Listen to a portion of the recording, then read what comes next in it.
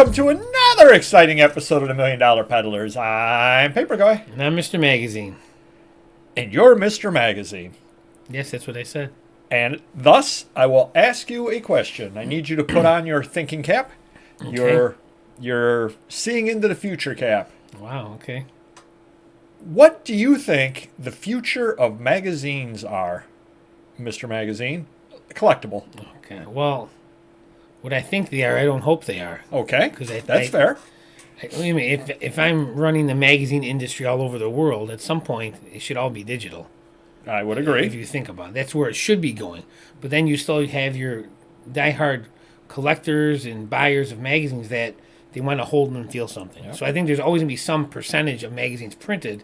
I just think production is just going to get lower and lower until they find an area that people are, So they put The Economist, because that's something that I happen to read, name dropper. They print up 1,000 copies that they send out to subscribers who want the hard copy. They print up another 5,000 copies that they send out to airports, because a lot of times when you're in an airport, you may Right. want to grab a magazine type Sure. deal.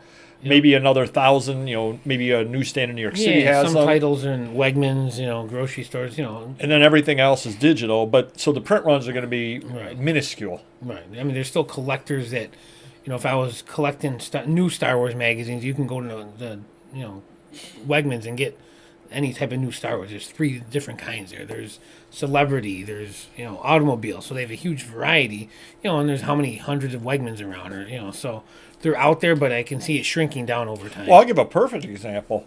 I'm thinking Sports Illustrated is probably still a print copy, but even if they stop doing, It's getting thinner. but even if they stop doing it, I would make you a bet they would bring out a special issue every year for the swimsuit. Sure. Because you've got people that have been collecting the swimsuit issues for 35 years, 40 years, whatever it is. Right. And what good is a digital copy when they want to put a copy in with their collection? Right. Yeah, exactly. Well, and collectors might be upset if they're doing away with the magazine entirely because, hey, I've had them from 1954 to present. I want to keep collecting them. The problem is any company, if they're going to know a year or two in advance the way things are headed downward, they're going to lose money at some point. And they're going to have no choice, but certain titles are going to have to just go away. So they'll have very few titles and higher price than the ones they have. Sure. Now, what about the viability of collecting them? Given that if you could pick up a random copy of Better Homes and Gardens from the 1950s, and it'll say over 1 million copies of this out there. Right. And now you pick up one of these, and we're talking print runs are a fraction of that. 10,000 maybe. Yeah. Yeah. I mean, you'd almost have to scarf them up, certain ones, certain people on the cover that people collect. But, yeah, definitely the demand will be much higher because the supply is much lower. Much lower on that there, yep. And then the other problem, of course, that they run into is they don't want to get the returns and all that stuff. So Right. the days of shipping 100 copies of it out to a store, those days are gone for the most part. Sure. So they would, every store gets 10. Well, if they happen to sell out of those 10, Right. some of the titles are going to be rarer. Certain issues, if you have, you may be able to find, I'll just use People magazine. This week, Wegmans sold 2 because it had somebody on the cover nobody cares about. Right. Next week, they put on Bebe, or they put on Cardi B, and all the $1 Million Peddlers fans buy that. Sure. And all of a sudden, that's a sellout issue that's really, really hard to find because that's higher demand. Sure. Now, what about the long-term prospects of grading magazines? I know they do it now, but it's still in its infancy. Other than the comic magazines, which because that's kind of a subgenre of comic books, so that's kind of got it's been around a while. They got their prices. Yeah. But what about just grading will there ever be value in? I just picked up a newsstand copy of January 1975 Good Housekeeping, and it is mint. Is that ever going to be worth grading? Oh, that's a tough one because a magazine's about $50 to grade. I wouldn't do it. I wouldn't. What I would do is, say I got 50 magazines I'm going to send out, and I always like to experiment a little bit with certain titles because, like you said, it's in its infancy. I don't know what's going to pop and what's not going to sell. I may throw it in there to see. Say, hey, if this comes back at 9.6 or 9.8, will anyone want it at a premium? Even if it's $100, I'm making almost a $50 profit anyways after the fee, so it's still worth it. But you still have to get the 9.6 to 9.8. You still have to find a buyer. So it's something I would certainly test the waters. But I would do it on hopefully you have a Halloween issue or a Christmas issue. Okay, right. Something to bring some type of demand and not just dust in the wind. Like, look at this tree here or something. Grandma's souffle recipe. Exactly. Yeah. So yeah, definitely be smart before you spend $50 to get a high grade, common mag graded. Because that was my question on that. Now, and I guess the next the follow up to that is. And again, I'll just use good housekeeping as an example. Will there be anybody that wants a graded run of good housekeeping? Oh, man.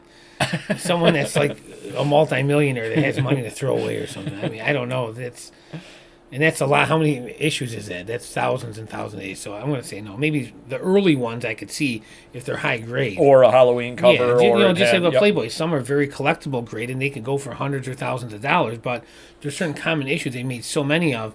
Even a newer one, even in a high grade, it may not be worth much. Depending on who's on the cover. So.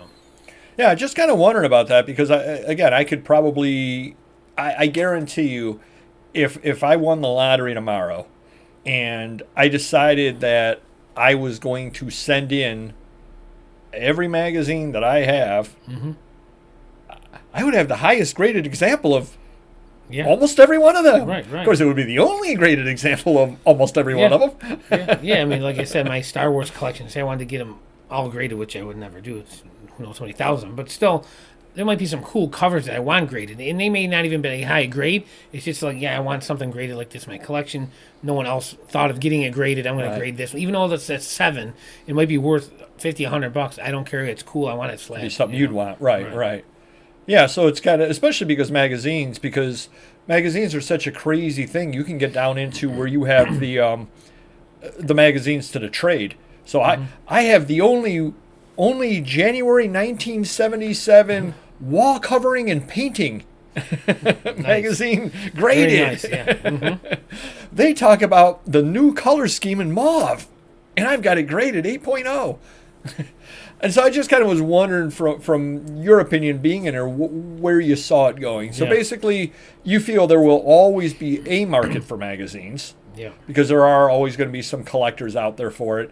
And we're not really sure where the grading is going to go on it, but you would suggest if you're sending other things in to be graded and you do have an oddball title, and I don't necessarily mean a completely oddball, because obviously Good Housekeeping is a very common title, but it's something or other that nobody else has really gotten graded yet. Right.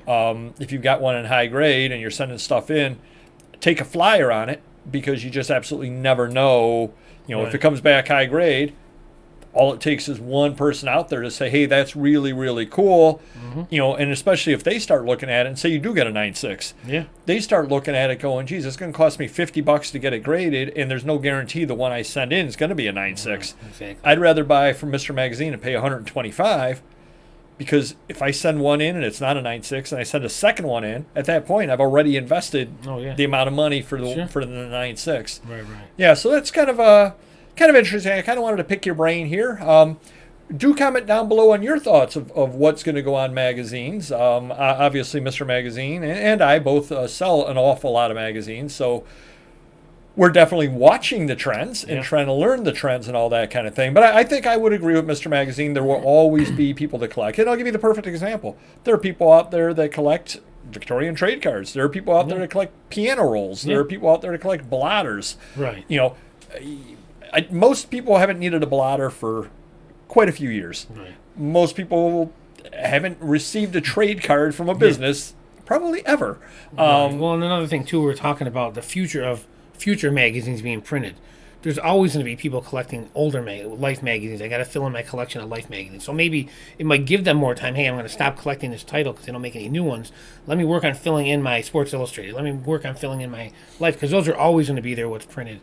So I think the collecting aspect will still be there for the older stuff. Very good. Alrighty, do comment down below what your opinions are on it. We definitely would love to hear it. And if you could hit the like button, we'd appreciate that as well. And we will see you next video. Take care. Bye-bye.